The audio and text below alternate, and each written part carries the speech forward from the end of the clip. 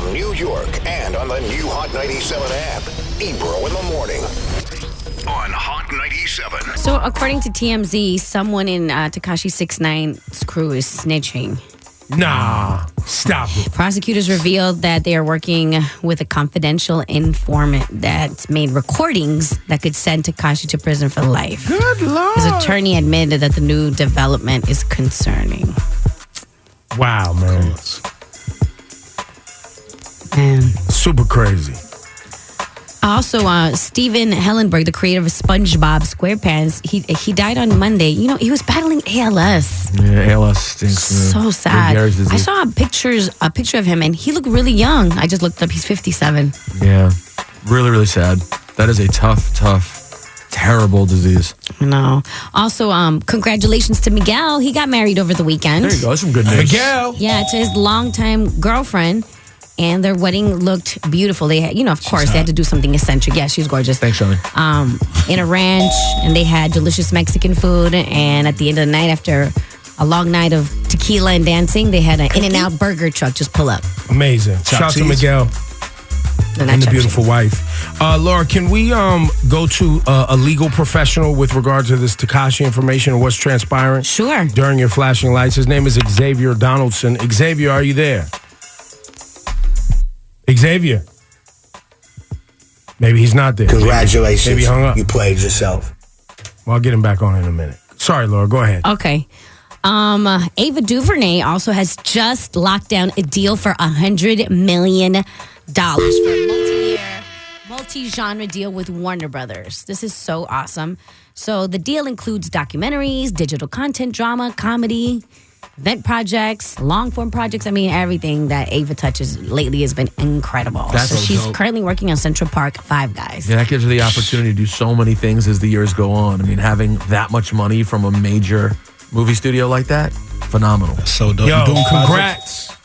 doing projects like Central Park 5, and now they're giving her budget like this. I can only imagine. And then, you know what's dope about it too? Like I said, if you follow her on Instagram, she always shows behind the scenes footage of like her crew and highlighting them. It's a very multicultural crew. They come from all walks of life, and you see the Central Park Five Guys they're there on set, kind of guiding the actors. Yeah, the originals, kind of just being with her throughout the whole film. That's dope. To make sure Congratulations to Ava DuVernay. She just continues to crush. Yeah. Well, no, don't be sad. She's amazing. Yeah, but you didn't shoot your shot, really. You only halfway shot. Nah, I didn't. It's not appropriate. Well, What'd she say when you hit her, Ebro? She said hi. That's it. Basically. Let's go to Xavier Donaldson. Sorry about the mix-up there. He's on hold right now. He is, Xavier, how would I describe what you do for a living, sir? I represent people charged with major federal, criminal, and state charges. I do a lot of civil litigation, but mostly federal and criminal defense work. And now, have you been following this Tekashi 6ix9ine case? Yes, I have.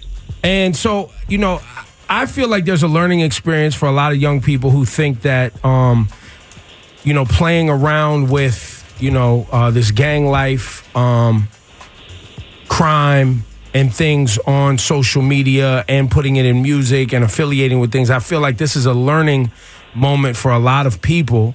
So I wanted to bring a professional on the air that deals with this thing. What does this look like for Tekashi 6ix9ine right now? Well, I mean, first of all, you're right. It is serious. I mean, this gang stuff and this music and everything is serious. And these young men and young women need to understand that the federal government and state prosecutors are using their music and their social platform words against them to convict them. And so Tekashi is looking at some very serious time. He's looking at some very serious charges. The prosecutor is someone that I know and have had cases with. He's very serious about his business. He's, depending on how this evidence stacks up, it's very serious. I mean, extremely serious. Now, I'm told that when the federal government, ATF, Homeland Security, links up with the NYPD to go after people, there is a 95% success rate. Is that correct? In certain jurisdictions, yes. So Tekashi is being prosecuted downtown. So in Manhattan, they have a more than 90% conviction rate after trial, particularly for charges like this. And, you know, normally in charges like these, they do have what we call confidential informants, or people that are close to the defendants, who the defendant did not know was acting as a confidential informant and pretty much telling the government everything that's going on around them. So, that's part of the problem. So before we heard that the government, ATF, Homeland Security, NYPD picked up Tekashi, what was it, about a week ago, you're saying that they already had an informant that was giving them information to build this case? More likely than not, yes. The federal government, downtown especially, normally does not proceed with the prosecution unless they have a confidential informant who they believe has firsthand information about whatever they're prosecuting that defendant for. So if he got arrested a week and a half ago, then more likely than not, someone was already talking about him 3, 4, 5, 6 weeks ago, 8 weeks ago. And Laura,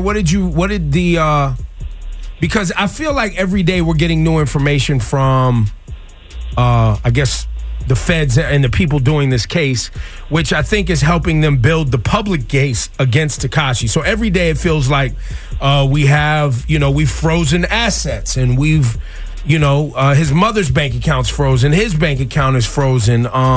They're saying that they're getting more people involved in the case. Like, there's more charges being brought. Right. There's more names. So again, this is what everyone should know in these federal conspiracy or federal RICO cases. The prosecution never, ever stops trying to continue building their case and getting it stronger. They keep on looking at Facebook. They keep on looking at tweets. They keep on looking at whatever social media platforms the defendant and his friends and known associates are on. They look for any type of evidence from any person that they can find to continue building the strength of their case all the time until the case is over. So there's always superseding indictments, more people being arrested, more people being flipped, more people trying to be flipped. That's what they do all day, every day. And they have paralegals who are their job is literally only to monitor social media platforms. That's all they do. So literally all of these individuals now, where I guess it's become the end thing, we were talking about it earlier, for the sake of clout and recognition, basically talk about what their plans are on social media openly and don't understand. Yeah, I'm sorry, bro. It's crazy, bro. I mean, and again, I do cases downtown Manhattan all the time, cases just like Tekashi's. And the way young men and young women are putting their information out on these social media platforms is sometimes absolutely crazy. You have to understand that the federal government is literally reading everything and watching everything that you're doing. There's no doubt about that. So in my mind, it just makes no sense to be on Facebook, tweet, whatever else is out there, talking about what organization or what group you're involved in, putting up signs, etc. As I said before, I said to someone else earlier, it's the social media is simply feeding our desire to be famous. And it's particularly alluring to young people who probably haven't had older people telling them what not to do and what to do. And if I can for 1 second, I had a case last year where a young man was charged with something a lot more serious than what Tekashi is charged with, but involved in certain groups. And when I'm talking to him, he tells me, Mr. Donaldson, I wish I had met you prior to this ever happening. I wish I had somebody to talk to prior to this ever happening, because I don't think I would have got involved in it.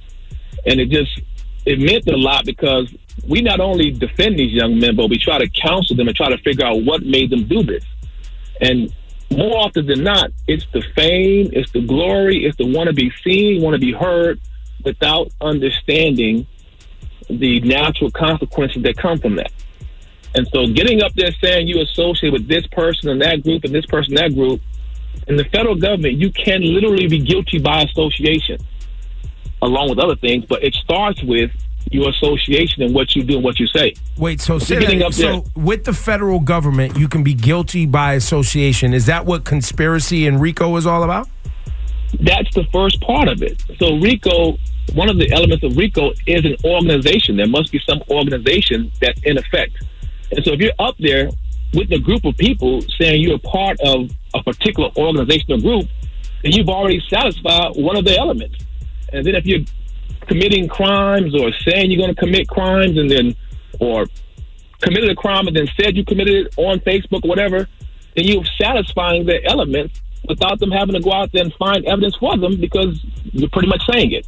So let me ask you this. How is it that corporate money via a record label or whatever can go towards promoting this music that has this stuff in it, and none of those people are ever held accountable for the behavior that they finance? Well, that's the dilemma that people have been talking about for decades. You know, corporations are making money off of, well, they having these young kids, not having them, but allowing these young kids and older kids to make let's say encouraging because you get a paycheck.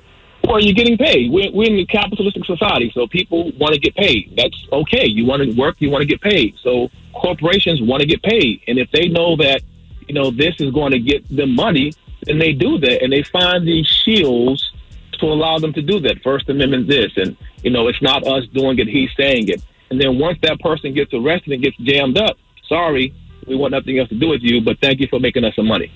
I mean, it's a good conversation to have. I don't know how you can stop the corporation from doing that, but at least, in my opinion, someone needs to start letting people know that corporations know what's going on, but they're making money from it. There's no doubt corporations know what's going on, but they are making a ton of money from it. So it's kind of like, well, you know, we're making money, so when he gets caught, then fine. If he doesn't get caught, he keeps making money, everybody's happy.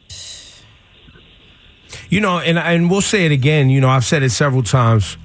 We all come from neighborhoods, not all of us, but many people come from neighborhoods where you got a cousin, you got a brother, you got an association, you got whatever.